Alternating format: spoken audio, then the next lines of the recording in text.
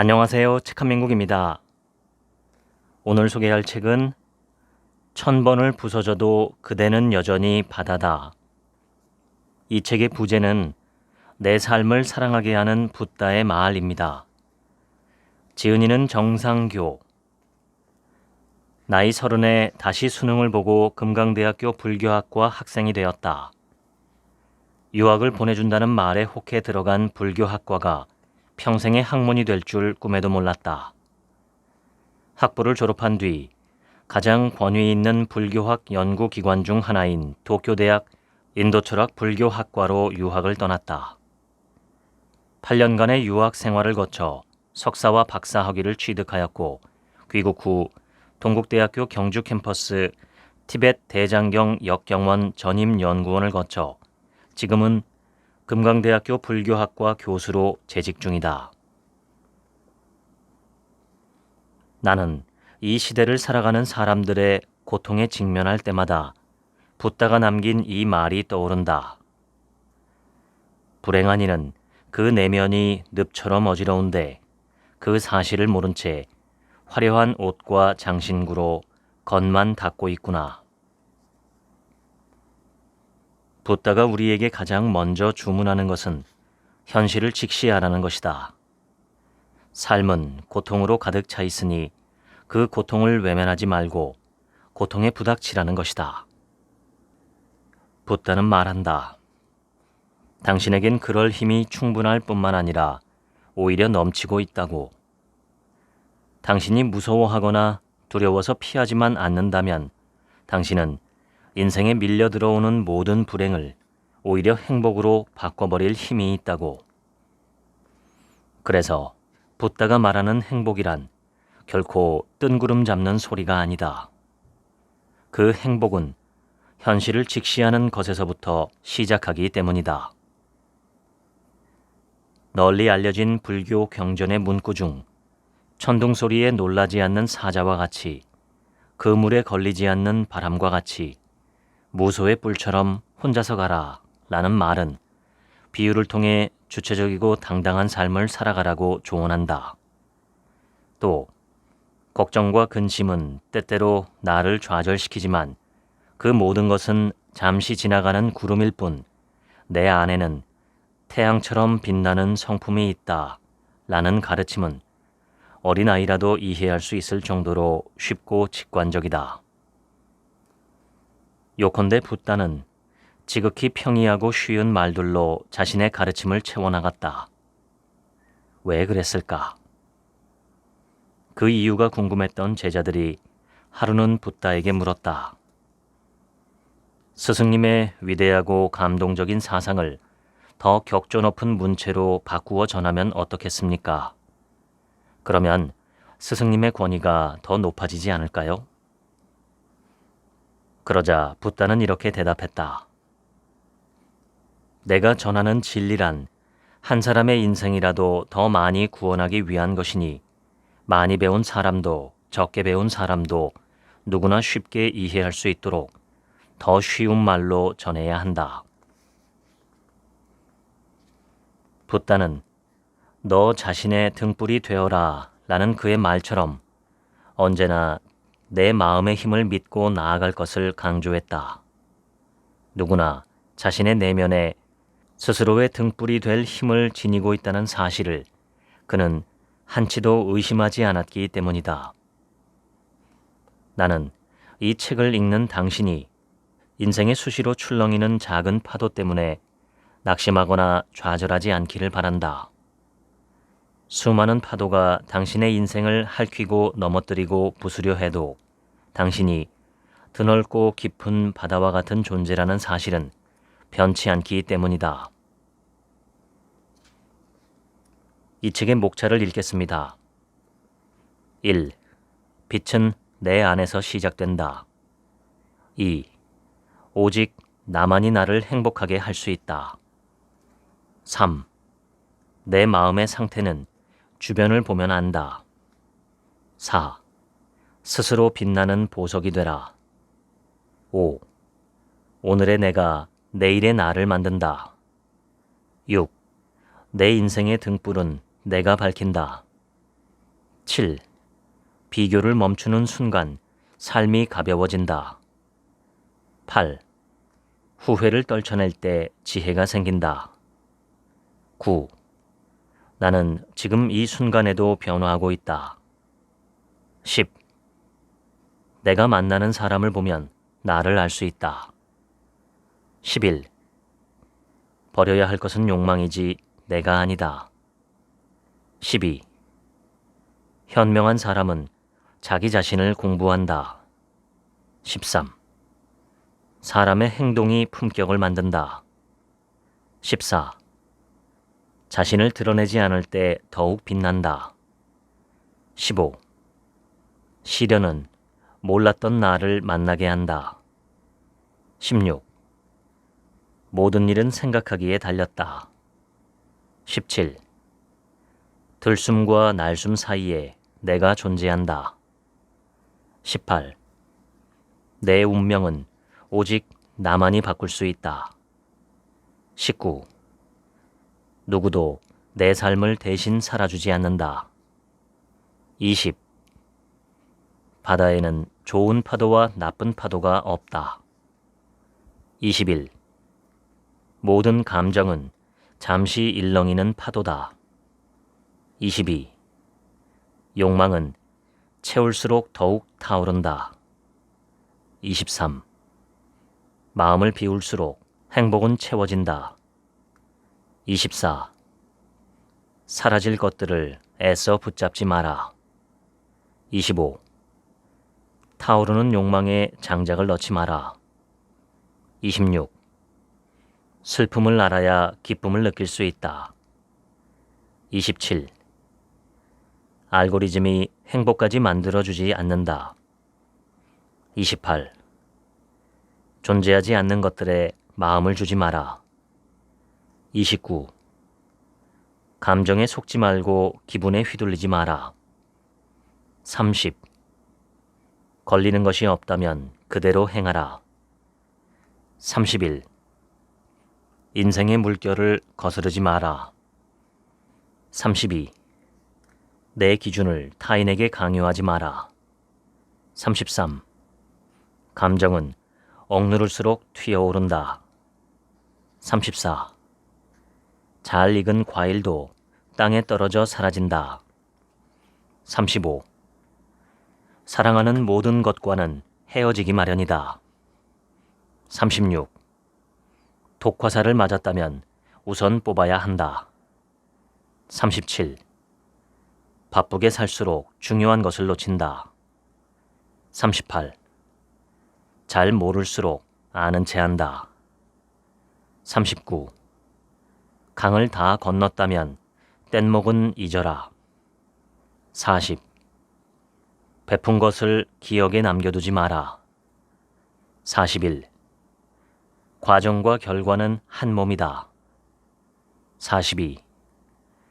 무소유가 아닌 무집착. 43. 지금의 순간들이 모여 삶이 이루어진다. 44. 다 흩어질 것들을 왜 움켜쥐는가? 45. 모든 살아있는 것들을 사랑하라. 46. 지혜로운 말은 이해하기 어렵지 않다. 47. 독사의 꼬리가 아닌 머리를 잡아라. 48. 의심하지 않는 것이 가장 어리석다. 49. 게으른 사람들의 속마음. 50. 껍데기에 현혹되지 마라. 51. 버릴 것은 버리고 바꿀 것은 바꿔라. 52. 형식이 본질을 앞서지 않게 하라. 53. 진리는 상식에서 시작한다. 54. 세상의 모든 것은 순환한다. 55. 운명은 없다. 인연만이 있을 뿐. 56. 모든 사람은 가슴속에 원숭이를 키운다. 57. 모든 풍경은 내가 그려낸 것이다. 58. 내가 보고 들은 것을 그대로 믿지 말라. 59. 단번에 다스려지는 마음은 없다. 60. 삶은 현실인 동시에 꿈이다. 61. 무의식은 모든 것을 알고 있다. 62. 화를 내는 것은 마음이 어둡기 때문이다. 63. 질투로부터 자유로워지는 법. 64. 잘하려는 욕심이 내 마음을 흔든다. 65. 사람을 믿지 말고 나를 믿어라. 66. 말로는 금송아지 100마리도 만든다. 67. 생각에도 일시정지가 필요하다. 68. 부끄러움이 없으면 뻔뻔해진다. 69. 마음을 흔들리지 않게 묶어두는 법. 70. 감정이 요동칠 땐 결정을 미룬다. 71. 무념무상은 생각 없이 사는 게 아니다. 72. 숨결에 집중하면 진정한 내가 보인다. 73. 수단이 목적이 되어서는 안 된다. 74. 썩어가는 내 몸을 떠올려보라. 75. 사랑하고 연민하고 기뻐하고 냉정하라. 76. 가까운 사람부터 아껴준다. 77. 타인의 아픔에 함께 눈물을 흘려라. 78. 타인의 성공을 내일처럼 기뻐하라. 79. 냉정해져라. 그것이 지혜다. 80. 양극단을 떠날 때 지혜는 싹튼다. 81. 결국 사람에게로 돌아가야 한다. 82. 틀린 게 아니라 다른 것이다. 83. 대화란 설명하는 것이 아니다. 84. 무소의 뿔처럼 혼자서 가라. 85. 지혜로운 사람은 어리석음을 인정한다. 86. 서는 곳이 달라지면 풍경도 달라진다. 87. 콤플렉스 있는 사람이 타인을 무시한다. 88. 이래라 저래라 하는 말에 신경 쓰지 마라. 89. 내가 한 말은 언젠가 내게 다시 돌아온다. 90. 남에게 관심이 많으면 인생이 불행하다. 91. 너무 좋아하지도 너무 미워하지도 말라. 92. 자만심의 거미줄에서 벗어나라. 93. 세상의 기준에 나를 맞추지 마라. 94. 사람은 한 단어로 요약할 수 없다. 95. 인간의 욕망은 끊임없이 타오른다. 96. 최고의 여행은 내 마음을 찾는 여행이다. 97. 편견은 서로를 다치게 한다. 98. 변하지 않는 것은 없다. 99. 잘못된 것을 바꾸지 않는다면. 100. 돌아보면 다 아름답다. 본문을 읽겠습니다. 우리는 본래 빛나고 고귀한 성품을 가지고 있다. 구름이 잠시 태양을 덮고 있듯 그 빛나는 성품이 어리석음에 의해 일시적으로 가려져 있을 뿐이다. 보성론. 비가 와서 잔뜩 흐린 날 비행기를 타본 적이 있는가? 비행기가 적정 고도에 도달한 순간 구름은 비행기 아래에 양탄자처럼 깔리고 지상에서는 보이지 않던 태양이 비행기 창문을 통해 강렬한 빛을 내 눈에 비춘다. 요컨대 태양은 지상에서 보이지 않았을 뿐 원래 그 자리에 있었다. 우리의 본성 또한 눈부시게 빛나는 태양과 같다. 살면서 겪게 되는 고뇌를 두고 붓다는 원래 나의 것이 아니라 밖에서 손님처럼 찾아온 티끌 같은 번뇌라는 의미에서 객진번뇌라고 불렀다. 그저 빛나는 내 마음을 잠시 어지럽혔다가 떠나는 진상 손님이라고 알면 된다. 스스로를 다스릴 수 있을 때 세상에서 가장 고귀한 수호자를 만나게 되리니. 법구경. 행복과 괴로움은 내가 행한 행동의 결과다. 바른 행동에서는 좋은 결과가, 나쁜 행동에서는 반드시 괴로운 결과가 뒤따른다. 그 행복과 괴로움을 불러일으키는 행동은 바로 내 마음에서 비롯한 것이다. 지금 이 순간 내 방과 사무실을 둘러보자. 벗어둔 옷과 양말이 여기저기 흩어져 있지는 않은가? 책상 위에는 늘 정리되지 않은 물건들이 어수선하게 쌓여 있지는 않은가? 이 작은 습관부터 바꿔보자. 하루, 이틀, 사흘. 나의 작은 행동과 습관에 주의를 기울이는 꾸준한 노력 속에서 내 마음은 좋은 향기로 물들기 시작한다. 남에게 의지하지 말고 스스로를 등불 삼아 스스로에 의지하여 살아가라. 다가니까야. 이 세상 모든 것은 영원하지 않다라는 자신의 가르침처럼 붓다 자신 역시 육체의 한계를 맞이하여 생의 끝자락에 서 있을 때였다. 슬픔과 두려움에 빠진 붓다의 제자들은 지금까지 자신들을 이끌며 가르침을 준 스승이 사라지면 이제 누구를 따르며 몸과 마음을 닦아야 하는지 붓다에게 물어보았다. 그러자 후계자를 정해줄 것이라는 제자들의 생각과 달리 붓다는 모두가 동등한 수행 공동체의 일원이다 라는 사실을 다시금 상기시켰다. 그리고 제자들이 의지처로 삼아야 할 대상은 권위와 권력을 가진 자신의 후계자가 아니라 붓다가 이 세상에 왔든 오지 않았든 원래 이 세상에 존재하고 있었던 진리라고 강조하였다.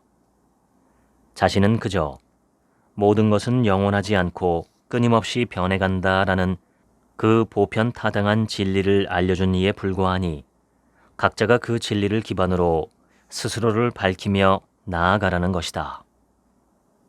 그 말을 남긴 후 그는 평온한 최후를 맞이하였다. 자기 자신을 정복하는 것이 타인을 정복하는 것보다 더 큰 행복이다. 법구경. 현대인들이 앓고 있는 정신적 고통의 가장 큰 원인은 비교에서 비롯된다. 그래서 붓다는 말했다. 진정한 승리자는 남들과의 비교를 통해 남을 이기려는 자가 아니라 내 자신을 알고 스스로를 이기는 자다.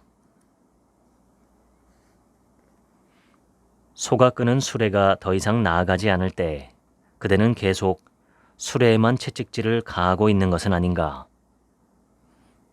경덕 전등록. 출가 후 위대한 스승들을 찾아다니며 다양한 수행을 했던 붓다는 육체를 괴롭히는 고행에도 몰두한 적이 있었다. 수많은 날을 굶어 백가죽은 등과 맞닿았고 씻지 않은 머리에는 새가 둥지를 틀어 그는 마치 숨만 쉬고 있는 해골과 같았다. 그렇게 고행에 매진하던 붓다는 어느 날 몸을 괴롭힌다고 해서 지혜가 생기는 것이 아니라는 사실을 깨달았다. 건강하지 못한 육체가 오히려 참된 깨달음을 방해하고 있었던 것이다. 그리하여 그는 강에 들어가 몸을 씻고 우유죽을 얻어 마셨다. 몸과 마음이 평온한 상태가 될 수 있도록 주의를 정리하고 보리수 나무 아래에 앉아 고요한 명상 수행을 시작하였다. 그리고 그는 버려야 할 것은 바로 번뇌를 만드는 욕망이라는 통찰을 얻었다. 육체를 깨끗하지 못한 것으로 여겨 고행에만 천착하던 한때의 붓다처럼 우리는 진정으로 끊어내야 할 것은 가만히 두고 중요하지 않은 일로 소중한 나 자신을 괴롭히고 있는 것은 아닐까. 도공은 도자기를 만들고 목공은 나무를 깎지만 현명한 이는 자신을 다룬다. 법구경. 붓다는 알 수 없는 사후세계, 본 적도 없는 신을 좇는 가르침, 끝없이 육체를 학대하는 모든 가르침은 행복의 길과 다르며 오히려 어리석은 생각이라고 꾸짖었다. 그는 우리가 참된 행복을 만나기 위해 진정으로 힘을 쏟아 탐구할 대상은 행복, 천국, 신이라는 욕망을 만들어내는 지금의 내 마음이라고 했다. 사람의 고귀함은 타고난 혈통과 걸치고 있는 옷이 정해주지 않는다. 언제나 마음이 고요한 이들이야말로 고귀한 사람이다. 법구경. 지금도 여전히 인도에서는 카스트라 불리는 악명 높은 신분제가 실질적으로 작동하고 있다. 붓다의 가장 뛰어난 10명의 제자 중 한 명은 당시 신분으로서는 천한 직업을 가진 사람이었다. 또한 불교 교단은 고등 종교 중 최초로 여성을 전문 종교인으로 받아들였다. 신분과 성별을 초월한 붓다의 포용력에 누군가가 불만스럽게 의문을 제기하였다. 그러자 붓다는 말했다. 바닷물의 맛을 보고 그 바닷물이 어떤 강물로부터 왔는지 알아낼 수 없듯이 우리 모두 진리라는 바다로 들어온 동일한 수행자들일 뿐이다. 또한 붓다는 사람은 노력에 의한 행동으로 만들어지는 것이지 타고난 신분이 그 사람을 만드는 것은 아니라고 했다. 어서 빨리 일어나라. 게으름을 피우는 것이 어떤 이익을 줄 수 있는가? 삶에 대한 걱정과 염려 속에 살면서 어찌 늦잠을 잔다는 말인가? 수타니 파타.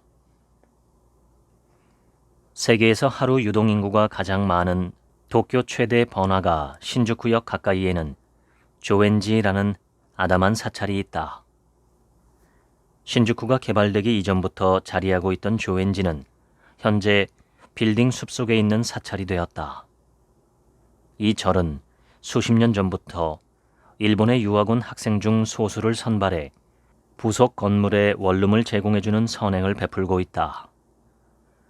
도쿄 중심부에 위치하고 있는데도 월 임대료는 물론 각종 요금까지도 받지 않아 그곳에 살게 되면 아주 크고 감사한 장학금을 받는 것과 다름없다. 그런데 이곳에서 살기 위해서는 하나의 조건을 지켜야 한다. 가능하다면 아침 7시에 절 마당을 함께 청소하자는 것이다. 절의 마당에는 큰 벚나무가 있을 뿐이어서 낙엽이 지는 가을 외에는 비질이 그리 필요하지도 않았다. 절 마당에 다른 쓰레기가 쌓일 리도 없어 사실 청소라고 할 것도 없이 금방 끝나는 아주 간단한 일이었다. 그런데 가능하다면이라는 조건이 내가 아침에 눈 뜨는 것을 점점 방해하기 시작했다. 한 번 빠지기 시작하니 나가지 않아도 될 이유는 100가지 1000가지도 만들어졌다. 그러다가 어느 날 문득 이런 생각이 들었다. 만약 누군가 나에게 이 물가 비싼 도쿄, 그 중에서도 집값이 가장 비싸고 교통이 편리한 번화가에 공짜로 살게 해줄 테니 하루 3번 의무적으로 마당만 청소해달라고 한다면 나는 힘들다는 이유로 하지 못했을까? 5번씩 하라고 한들 못하겠다고 했을까? 다른 곳에서 살 때 매달 내는 월세와 각종 요금을 아끼느라 얼마나 춥고 덥고 힘들게 지냈던가. 그 생활비를 충당하기 위해 아르바이트는 또 얼마나 했었던가. 그런데도 지금의 나는 꼭두 새벽도 아닌 아침 7시에 빚을 한 번 하는 것조차 일이 매번 빠지는가. 그때부터 생각을 바꿨다. 가능하다면이 아니라 반드시로. 바뀐 건 생각뿐이었는데도 나는 매일 아침 일어나 비질을 하게 되었다. 결국 모든 것은 마음먹기에 달려있다. 다르게 생각하고 다르게 바라보면 같은 조건과 환경이 또 다른 일상과 세상이 되어 다가온다. 이 깨달음이야말로 매일 똑같이 주어진 삶을 바꿔가는 첫걸음이 아닐까. 붓다의 가르침을 소위 공타령으로 오해하게 하는 대표적인 교리는 무아 사상이다. 사실 무아는 나는 존재하지 않는다가 아니라 불변하는 영혼이나 정신이 존재하지 않는다라는 의미다. 만약 불변하는 영혼이나 정신이 존재한다면 살아있는 동안 나는 그것이 조종하는 빈 깡통 같은 존재가 될 뿐이기 때문이다. 요컨대 무아란 허무적인 이야기가 아니다. 오히려 내 안 어디쯤에 존재하는지도 알 수 없는 영혼이나 정신에 의존하지 말고 내가 바로 참된 자아임을 자각하고 살아가라는 적극적인 의미이다. 그 어떤 이름의 신이나 악마도 자기 자신을 다스리는 사람을 패배시키지 못한다. 법구경. 붓다는 이 세상은 고통이다 라고 선언했다. 여기서 고통이란 육체적 통증이 아니라 심리적 불만족을 의미한다. 마음속에 무언가를 채우려 하지 말고 오히려 비워내야 한다. 마음속을 무언가로 채우려 하면 할수록 그것이 불쏘시개가 되어 욕망의 불꽃을 더욱 타오르게 할 것이다. 욕망은 양면성을 가지고 있다. 삶을 살아가게 하는 원동력인 동시에 절제하지 못하면 늘 불만족 속에 살게 한다.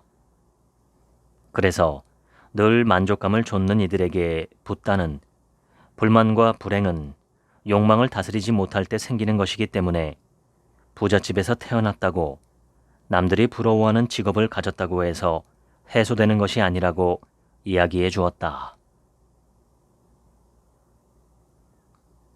아직 일어나지 않은 애착이 일어나고 이미 일어난 애착이 더욱 커지고 강해지는 이유는 아름다운 외연에만 이끌리기 때문이다. 안구 따라 니까야. 현자는 돈이 비처럼 쏟아져도 감각적 쾌락의 욕망을 충족시킬 수 없음을 알기에 천상의 쾌락조차 구하지 않는다. 법구경. 우리는 비가 오면 해가 뜨기를 바라고 해가 뜨면 비가 오기를 바란다. 그것이 욕망의 속성이다. 욕망은 타는 목마름과 같아 끝이 없다. 불교의 깨달음을 일컫는 말 중 니르바나, 즉 열반이 있다. 이는 소멸하다, 불이 꺼지다 라는 의미로 욕망의 불꽃이 완전하게 사라짐을 뜻한다. 붓다가 추구하는 깨달음이란 신통력을 얻어 하늘을 날아다닌다거나 누군가의 미래를 알아맞힌다거나 영원히 산다거나 혹은 이 삶이 끝난 후 천국에서 절대적 존재와 평생 살아가는 것을 의미하지 않는다. 깨달은 이들은 오직 타오르는 목마름과 같은 욕망의 파괴만을 기뻐할 뿐이다. 모든 존재는 서로에게 의존하여 생겨난다. 중론. 이 세상 모든 존재는 서로에게 의존하고 있다. 감정도 마찬가지다. 슬픔은 기쁨이 있기에 존재하고 기쁨은 슬픔을 맛보았을 때 알게 된다. 그런데도 우리는 늘 기쁨만 맛보기 위해 슬픔을 애써 밀어내며 행복을 추구한다. 하지만 우리는 행복을 알기에 불행을 견딜 수 있고 불행을 느끼기에 행복에 감사할 수 있다. 행하고 난 뒤 후회하고 슬퍼하고 눈물 짓는 결과를 초래하는 일은 현명하지 못하구나. 법구경. 붓다란 깨달은 존재를 의미하는 고대 인도어이며 이를 중국인들이 소리나는 대로 번역한 것이 불타이다. 그래서 불교를 깨달은 이의 가르침이라고 한다. 붓다가 깨달은 것은 도대체 무엇일까? 바로 망상의 본질이다. 고대 인도어로 망상은 존재하지 않는 것에 대해 잘못 그려낸 생각을 의미한다. 존재하지 않는 신, 존재하지 않는 일확천금, 내 능력과 노력으로 도달할 수 없는 결과를 그리는 것, 자식에게 그의 실제 모습과 다른 모습을 기대하는 것, 그것이 망상이고 나를 괴롭게 만든다. 모든 존재에 실체가 없음을 관찰하라. 그것이야말로 괴로움에서 멀어지고 청정함에 다가가는 길이 되리라. 법구경. 붓다는 이성과 감정을 분리하지 말고 마음의 작용을 그저 바라보라고 가르쳤다. 담배를 끊어야지 라고 다짐하면 할수록 담배 생각이 나듯이 나쁜 감정은 억눌러야 해 라고 생각하면 할수록 우리는 그 생각에 빠져버리기 때문이다. 아, 이런 마음이 일어나는구나. 아, 그런 마음이 소멸해 가는구나. 그저 그뿐이다. 애써 그런 생각을 없애려 개입하면 안 된다. 그저 바라보라. 내버려두라. 그것이 붓다의 가르침이다. 사랑했던 이들과는 헤어지기 마련이고 만들어진 모든 것은 부서져 흩어지기 마련이다. 디가 니까야. 사랑하는 아들을 잃은 슬픔에 실신지경에 이른 여인이 붓다를 찾아와 죽음보다 괴로운 이 아픔을 어떻게 없앨 수 있는지 물었다. 붓다는 그 여인에게 이 마을에서 죽음과 관련 없는 집을 발견한다면 그 답을 주겠다고 했다. 해질 무렵 붓다를 다시 찾은 여인은 그런 집은 없었다고 했다. 붓다는 여인에게 아무리 사랑하는 존재라도 언젠가는 헤어져야 하고 사라져야 하며 만난 모든 인연은 다시 흩어질 수밖에 없다고 강조했다. 태어난 것은 죽을 수밖에 없고 만들어진 것은 부서질 수밖에 없는데도 이를 두고 영원하여라, 부서지지 말아라 라고 한들 그것은 어리석은 바람이요. 그로 인해 괴로움은 더욱 커져갈 뿐이라고 하였다. 산발한 머리로 단식하고 차가운 바닥에서 자며 무소유를 위해 나체로 다니고 온갖 자세로 수련한다 한들 어리석음이 남아있다면 어떤 변화를 기대할 수 있을까? 법구경. 독화살에 맞아 생명이 위태로운 사람이 있었다. 그는 독화살을 쏜 자가 어떻게 생겼고 그의 신분은 무엇인지 그리고 독화살이 무엇으로 만들어졌고 독화살의 모양이 어떤지 나아가 자신을 치료하는 의사가 누구인지 등등을 알지 못하면 치료를 받지 않겠다고 한다. 그러는 사이 온몸으로 독이 퍼졌고 결국 그는 고통 속에서 죽어갔다. 우리의 마음에도 독화살이 꽂혀 있다.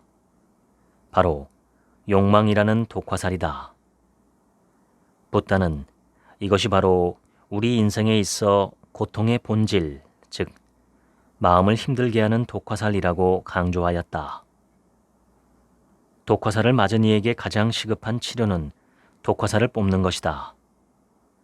그런데도 우리는 독화살은 그대로 둔 채 죽은 뒤에 갈 수 있다는 천국을 바라보고 고통을 사라지게 하는 것과는 상관없는 일들에 마음을 쏟으며 오늘 하루를 살아가는 것은 아닐까. 주위에는 세상 일을 다 아는 척척 박사가 꼭 있다. 누가 어떤 물건을 구입했다고 하면 왜 그 돈 주고 그것을 사느냐, 자신이 아는 사이트에서 사면 더 싸게 살 수 있었다며 안타까워한다. 누군가 몸이 아파 어떤 병원을 다녔다고 하면 왜 그 병원을 가느냐 반문하고 자기가 아는 병원에 가면 금방 나을 수 있었을 거라고 말한다. 또한 누군가 자동차 수리를 했다고 하면 왜 그곳에서 했느냐며 자신이 아는 곳에 갔다면 더 싸게 해줬을 거라고 혀를 찬다. 어떻게 된 일인지 유독 이 사람의 선택만은 이토록 현명하다. 그뿐만이 아니다. 누가 어떤 분야에서 일을 하고 있다고 하면 그 분야는 말이야 이래야 하고 저래야 하고 하며 모르는 게 없다. 남의 일은 원래 다 쉬워 보인다. 왜냐하면 당사자가 아니고서는 그 일을 자세히 모르기 때문이다. 자신의 이야기를 듣고 상대가 아무 반론을 제시하지 않으면 자신의 말이 옳기 때문이라는 오만에 쉽게 빠져버린다. 하지만 상대가 말이 없는 이유는 오히려 척척 박사의 상황 인식과 지식이 너무 추상적이고 수박 겉핥기이기 때문이다. 어디서부터 설명해 주어야 할지조차 가늠이 되지 않으니 아예 말하기를 포기해 버리는 것이다. 붓다는 자신이 현명한 사람이라고 착각하고 사는 것은 참으로 쉽다고 했다. 그리고 그것은 현명한 사람에게 향하는 존경을 가로채는 일이며 부끄러움을 모르는 오염된 삶이라고 일침을 가했다. 내가 했던 모든 선행에 머물지 않는 마음을 가지는 것, 그것이 다름 아닌 공의 가르침이다. 금강경. 누군가에게 선행을 베풀었는데도 그것이 진정한 선행이 되지 못하는 이유는 선행을 베풀었다는 사실에 내 마음이 머물러 있기 때문이다. 나의 선행을 남이 알아줬으면 하고 남에게 자랑하고 싶어하는 마음, 즉 자만심이 강력하게 작용하고 있는 것이다. 자만심의 근본은 붓다가 말한 만심, 즉 자기 자신에 대한 강력한 집착이다. 그래서 선행에 대한 보상이 없거나 도움받은 사람으로부터 인사나 칭송이 없으면 자신이 도움을 준 사람을 도리어 미워하게 되고 그러한 감정은 결국 내 자신의 괴로움으로 돌아온다.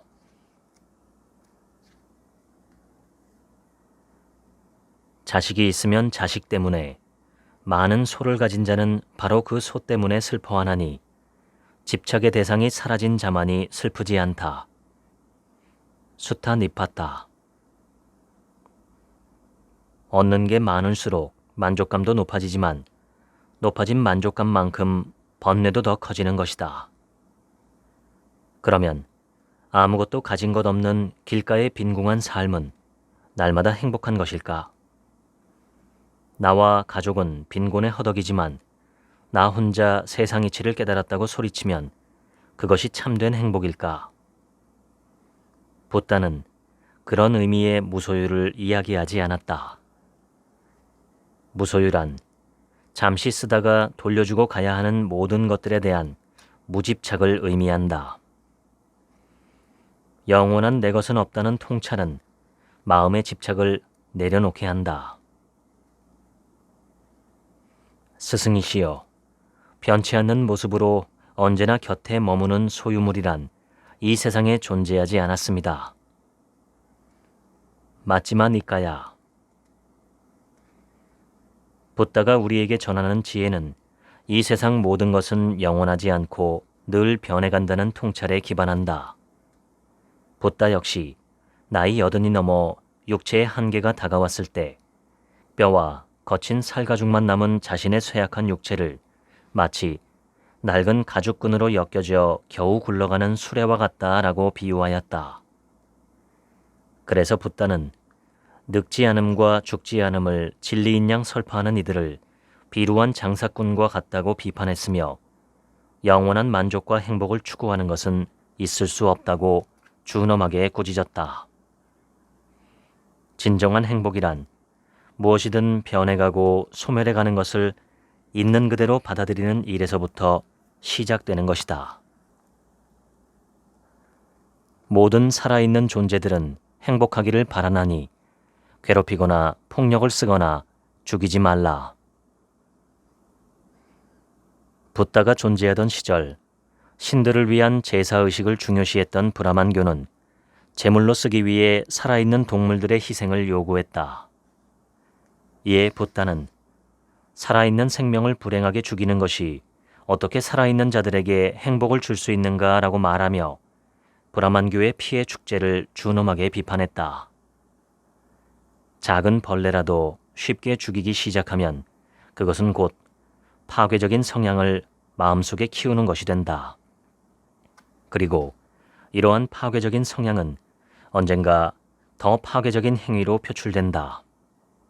그래서 붓다는 일상생활 속에서 지켜야 할 제1덕목으로 살아있는 생명을 함부로 죽이지 말라는 아힘사, 즉 불살생을 강조했다. 영원하지 않음을 영원하다고 잘못 아는 데서 오는 괴로움을 모른다면 그것이야말로 바로 어리석음이구나. 청정도론.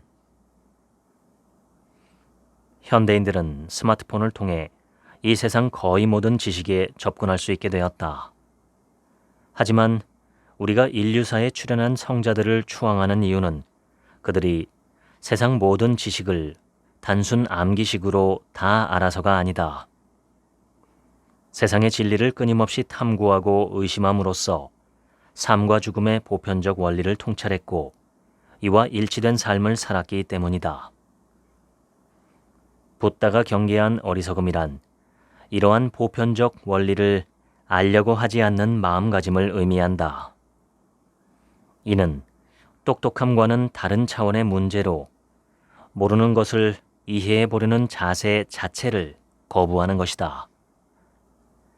의문을 갖지 않고 무조건 믿는 맹신은 어리석음의 대표적인 예이다. 붓다는 자신의 가르침조차도 의심하고 또 의심하라고 가르쳤다. 깨달음을 얻으려 길을 떠났던 단하 천연 선사가 추운 겨울밤 어느 절에 들러 하룻밤 묵게 되었다. 절의 주지스님은 그에게 먹을 음식도 주지 않고 차디찬 골방을 숙소로 내주었다. 너무 춥고 배가 고파 잠이 오지 않던 단하는 본당에 모셔진 불상이 나무로 만들어진 것임을 알고 그 불상을 쪼개 장작으로 불을 피웠다. 한밤중에 소란에 절의 승려들과 주지스님이 찾아왔고 자초지종을 알고는 난리가 났다. 그러자 단하는 천연덕스럽게 이 절의 부처가 워낙 도력이 뛰어나다 명성이 자자해 당연히 사리가 나올 것이라 생각하고 불상을 태웠다고 답했다. 그러자 주지스님은 나무에서 어떻게 사리가 나오느냐고 노발대발하였다. 이에 단하는 사리도 나오지 않는 부처라면 장작으로 써서 언 몸이나 녹이는 것이 중생을 구제하는 데 도움이 된다고 받아쳤다. 이것이 단하가 부처를 태운다는 유명한 단하 소불 이야기다. 껍데기에 현혹되지 마라. 진리는 우상을 타파할 때 보이는 것이지 우상의 껍데기를 애지중지해서는 얻을 수 없다. 수행자들이 출가한 후 집단을 구성하여 살면 단체 생활을 영위하기 위한 규율이 필요해진다. 붓다가 생존해 있을 때는 제자들 스스로 옳고 그름을 판단하기 어려운 상황이 발생하면 제자들이 붓다에게 직접 물어보고 규율을 추가로 정하면 되었다. 그러다 보니 살인, 성행위, 도둑질, 거짓말의 가장 무거운 4가지 죄에 대한 규율부터 수행자에게 허용되는 최소한의 소유물 품목과 음식 저장 기간처럼 아주 소소한 규율까지 만들어졌다. 붓다는 삶의 마지막 순간이 다가오자 제자들에게 일러주었다. 살인, 성행위, 도둑질, 거짓말이라는 무거운 4개의 항목 이외의 소소한 계율들은 상황에 맞게 고쳐 쓰고 때로는 폐지해도 된다고 말이다.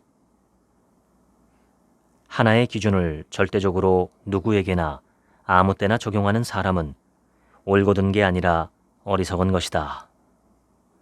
모든 기준은 상황과 때, 사람에 따라 융통성 있게 적용해야 하며 그것이야말로 붓다가 강조한 가르침이었다. 어느 날 한 수행자가 이 세상에서 가장 답하기 어렵지만 그래서 가장 알고 싶은 문제를 물으려고 붓다를 찾아왔다. 그의 물음은 다음과 같았다.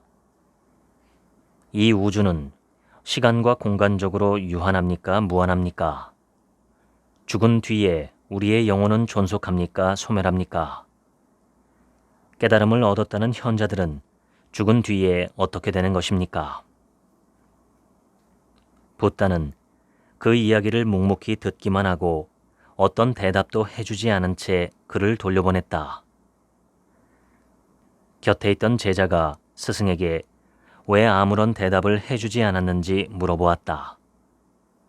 붓다는 그저 우리의 생각이 만들어낸 죽은 뒤의 세상과 초월적 존재의 유무를 깨달은 이의 이름으로 이야기한다면 어리석은 이들은 깊은 고찰 없이 그 말만 믿고 또 다른 독단에 빠질 것이라고 했다.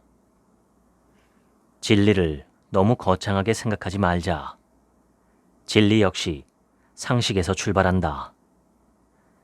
우리에게 가장 중요한 물음과 해답은 바로 이 세상, 그리고 스스로의 생각에 있다. 마음이라는 것은 원숭이가 숲을 돌아다니며 이 나뭇가지를 잡았다가 다시 또 다른 나뭇가지를 잡는 것과 같이 늘 대상 따라 변해간다. 상유타 니까야. 붓다는 이렇게 수많은 대상을 쫓아다니며 여러 생각을 만들어내는 마음작용을 마치 원숭이가 한 손으로 이 나뭇가지를 또 다른 한 손으로 다른 나뭇가지를 잡고 쉴 새 없이 옮겨다니는 것과 같다고 했다. 마음은 뛰어난 화가와 같아서 이 세상에 그려내지 못하는 것이 없구나. 화엄경. 결국 우리가 안다, 느낀다, 인식한다라고 하는 것은 우리의 눈, 코, 귀, 입, 피부를 통해 들어온 정보를 뇌가 해석한 것이지 이 세상의 본래 모습 그대로를 아는 것이 아니다. 내가 가진 욕망과 집착은 제한된 우리 감각기관이 왜곡해서 키운 것일 뿐 원래 존재하는 것이 아니다. 그래서 붓다는 마음의 평온함을 얻고자 한다면 눈과 코와 귀와 입과 피부로 느끼는 감각을 그대로 믿지 말라고 가르쳤다. 그 어떤 것도 이렇게 빨리 변하는 것을 본 적이 없나니 그것은 바로 마음이구나. 마음이 얼마나 빨리 변하는지 그 비유를 드는 것조차 쉽지 않구나. 앙구따라 니까야. 저 깊은 무의식에는 우리 행동과 의식이 씨앗처럼 저장되어 있고 이 씨앗은 조건과 환경을 만나면 다시 싹을 틔운다. 유가사지론. 마치 빙산처럼 우리가 평소에 보이는 언행은 마음의 일부분만 반영된 것이고 진짜로 가지고 있는 마음은 무의식이라는 수면 속에 깊이 잠겨 있다. 그래서 프로이트는 마음의 병을 치료하기 위해서는 그 사람의 무의식을 알아야 한다고 했다. 자신을 찾아온 환자들이 사회의 터부나 부끄러움 때문에 속마음을 이야기하지 못할 때 프로이트는 그 사람의 꿈을 해석하여 그의 무의식을 이해하려 하였다. 그런데 그보다 앞선 2000년 전 붓다의 제자들은 깊고 깊은 명상을 통해 일상에서 느끼는 의식과 다른 무의식이 거대한 강물처럼 흘러감을 직감했다. 그리고 그 무의식 속에는 우리가 평소에는 떠올리지 못하는 모든 기억이 들어있음을 알게 되었다. 무의식에 관한 붓다의 가르침에 따르면 누가 보든 그렇지 않든 그 모든 우리의 언행은 우리의 무의식이 간직한다. 운 좋게 넘어간 나쁜 언행들은 무의식 속에 저장되었다가 반드시 나를 파멸로 이끈다. 붓다의 가르침에 의하면 화는 무언가에 대한 반대, 거부, 미움이 그 사람의 마음에 녹아 있음을 의미한다. 즉, 누군가에게 자주 반대당하고 거부당하고 미움받은 사람은 자신감과 적극성을 잃어 초라함을 느끼게 된다. 그리고 거절당함, 인정받지 못함, 실패함 등의 부정적 에너지가 가득 차 마음이 어두워진다. 문제는 이러한 어두운 에너지들이 망상으로 이어져 좋지 않은 결과를 불러일으키게 된다는 것인데 바로 이것이 분노와 화의 본질이다. 붓다 가르침의 핵심은 절대자와의 접촉이나 신비적 체험이 아니라 자신의 마음을 만나는 것이다.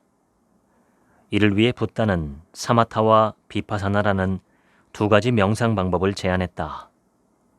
사마타는 마음의 산만함을 안정시키는 훈련이고 비파사나는 이를 바탕으로 삶과 죽음의 본질을 꿰뚫어보는 지혜를 기르는 과정이다. 이 둘의 관계는 파도치는 바다에 비유할 수 있다. 바다에 파도가 치면 바닥을 볼 수 없지만 파도가 가라앉으면 그 안을 선명히 들여다볼 수 있다. 파도를 가라앉히는 것이 사마타, 잔잔해진 바다를 들여다보는 것이 비파사나이다. 따라서 먼저 사마타를 행하고 이후에 비파사나를 행해야 한다. 불교가 인도에서 중국으로 전해질 때 중국인들은 잡념을 가라앉힌다는 의미에서 사마타를 멈출지로, 사물을 명확히 관찰한다는 의미에서 비파사나를 볼관으로 번역했다. 사찰에 가면 지관전이라는 건물을 볼 수 있는데 멈춰서 본다라는 뜻의 지관을 행하는 장소를 의미한다. 마음이 흔들리는 순간이 온다면 지관의 원리에 따라 먼저 마음을 가라앉혀야 한다. 그대의 몸도 결국 구더기가 파먹고 온갖 악취를 풍기며 퍼렇게 부풀어 올라 썩어갈 것이라는 깨달음을 얻게 된다면 모든 욕정이 사라지게 될 것이다. 맞지만 니까야. 어떤 대상이 아름답거나 멋있거나 예쁘다고 생각하면 자연스럽게 그 대상에 대한 집착이 생긴다. 그렇기에 그 대상을 손에 넣지 못했을 때 혹은 손에 넣었다가 다시 놓아버려야 할 때 강한 슬픔에 직면하게 된다. 우리가 생각해 보아야 할 것은 무언가를 보고 아름답다, 멋있다, 예쁘다라고 느끼는 것은 시시각각 변하는 주관적인 판단일 뿐이라는 것이다. 아무리 강하게 내 마음을 사로잡은 대상이더라도 그 대상의 흥미가 떨어지면 내가 언제 그랬냐는 듯이 또 다른 대상을 쫓아가게 된다.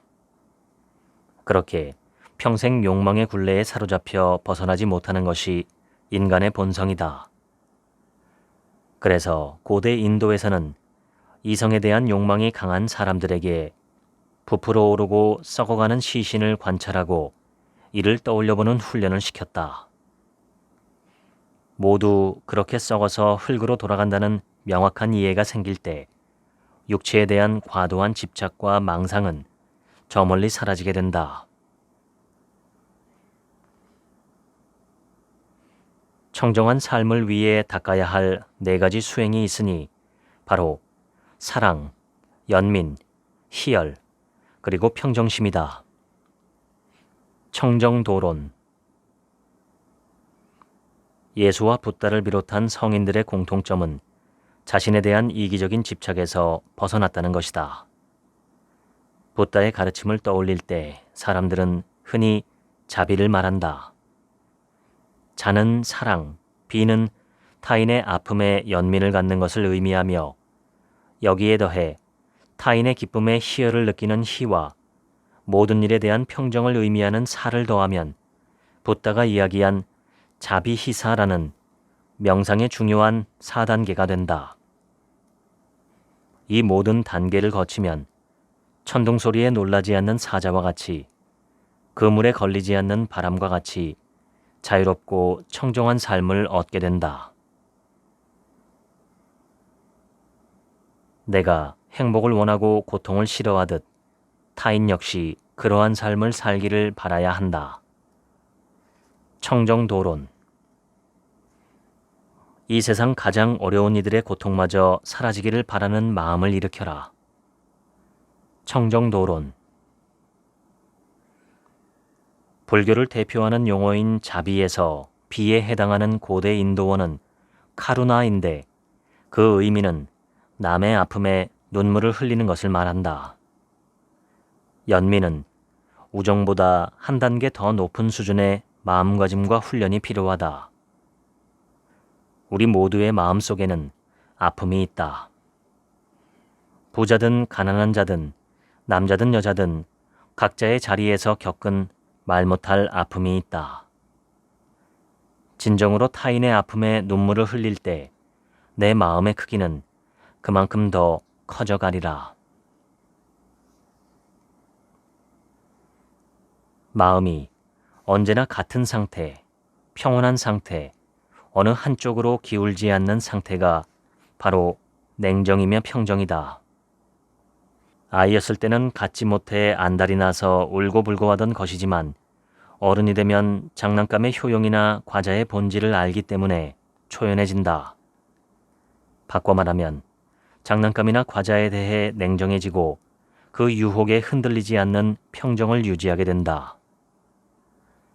붓다가 가르쳐준 4단계 명상 중 가장 높은 단계를 버릴 사를 써서 사명상이라고 한다.